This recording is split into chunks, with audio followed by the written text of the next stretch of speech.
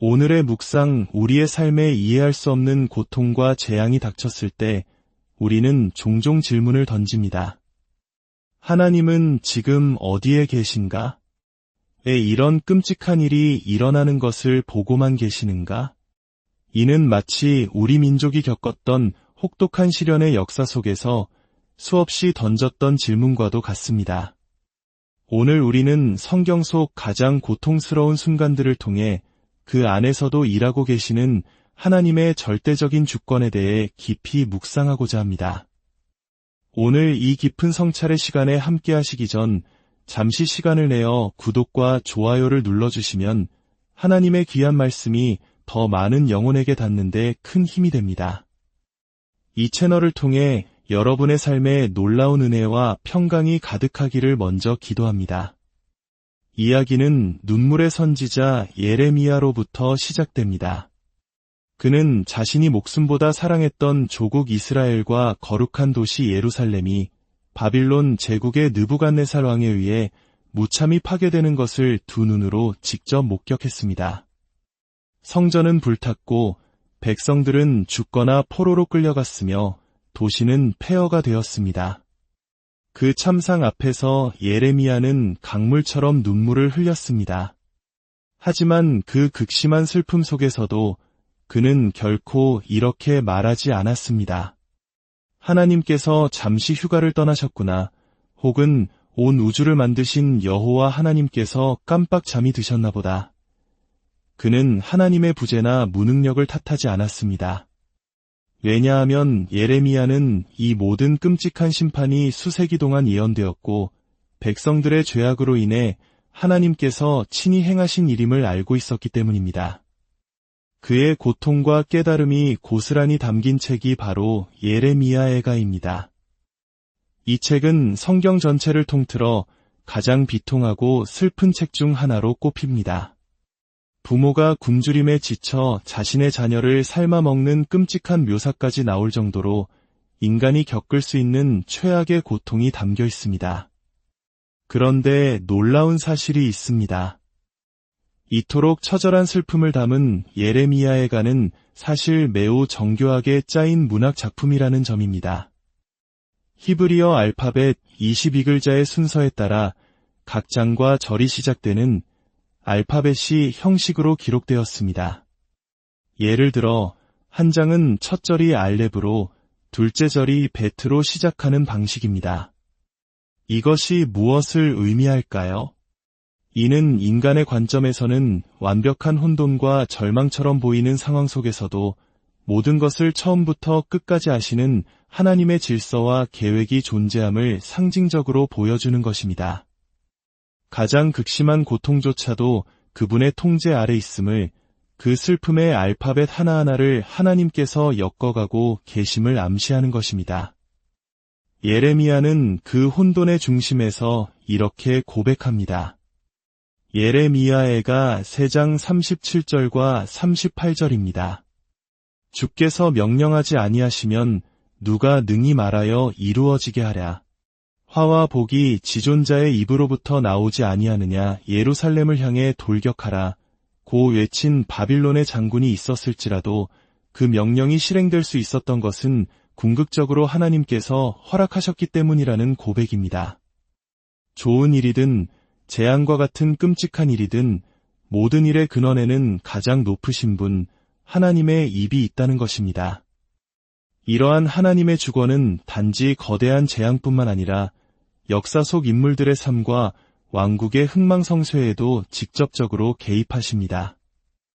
열왕기상 11장을 보면 지혜의 왕 솔로몬이 말년에 하나님을 떠나자 하나님께서는 에돔 사람 하닷과 다메섹의 르손과 같은 대적들을 일으켜 그를 괴롭게 하셨다고 기록되어 있습니다. 성경은 명확하게 말합니다. 여호와께서 대적을 일으키셨다. 그 대적들의 마음속에 어떤 동기가 있었든 그들을 움직여 솔로몬을 치게 하신 분은 하나님이셨습니다.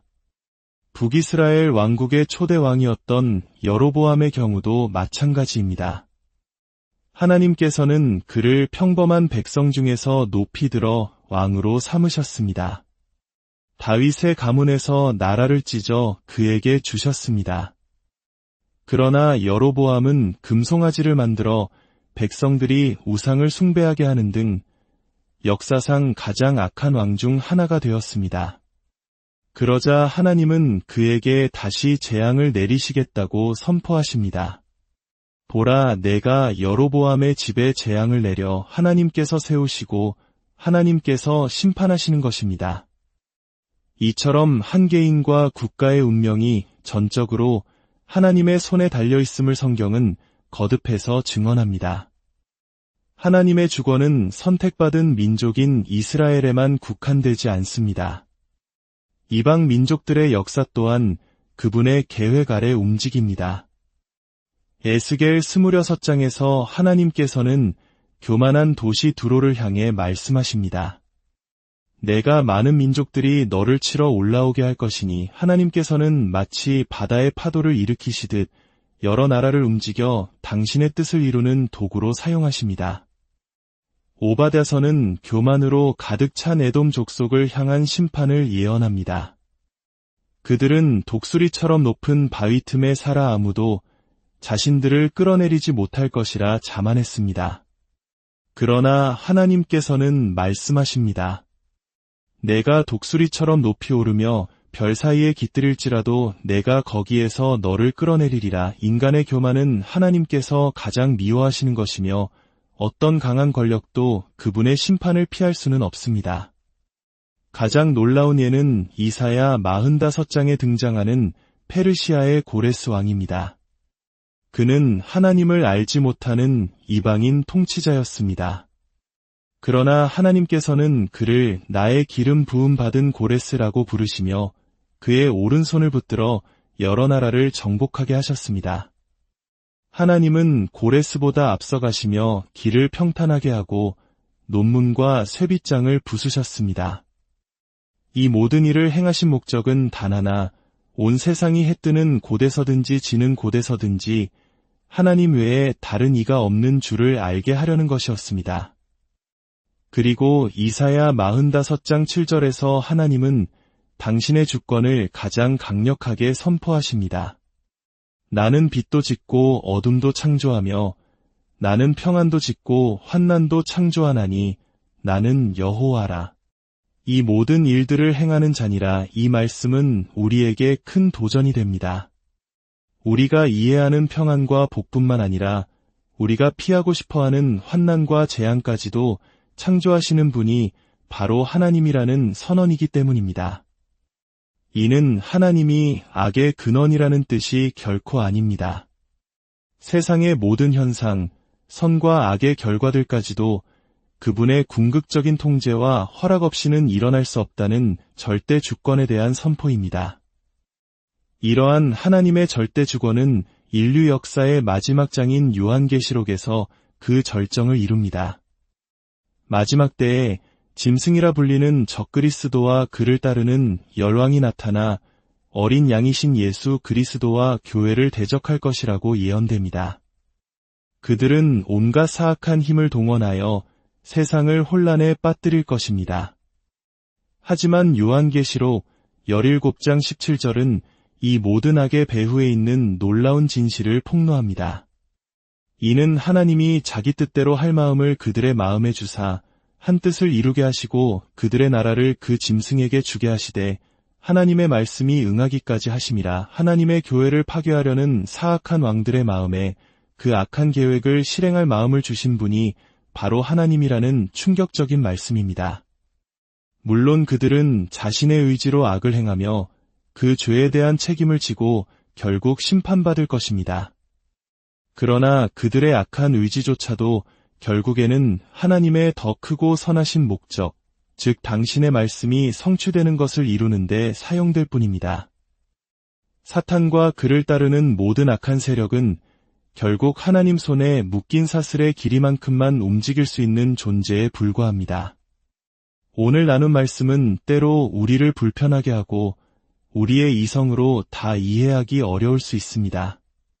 하지만 우리 민족이 겪었던 통한의 역사와 오늘 우리 각자의 삶에 닥친 시련 속에서 이 진리는 우리에게 흔들리지 않는 소망을 줍니다. 내 인생의 고통이, 우리 역사의 비극이 결코 우연이나 무의미한 혼돈이 아니라는 사실입니다. 모든 것을 주관하시는 분이 바로 우리를 너무나 사랑하셔서 자신의 독생자 예수 그리스도를 십자가에 내어주신 바로 그 선하신 하나님이심을 믿을 때 우리는 가장 깊은 절망 속에서도 참된 평안과 위로를 얻을 수 있습니다. 주님의 크신 섭리가 여러분의 모든 길을 인도하시고 어떤 인생의 폭풍 속에서도 여러분을 안전하게 지켜주시기를 간절히 기도합니다. 평안한 하루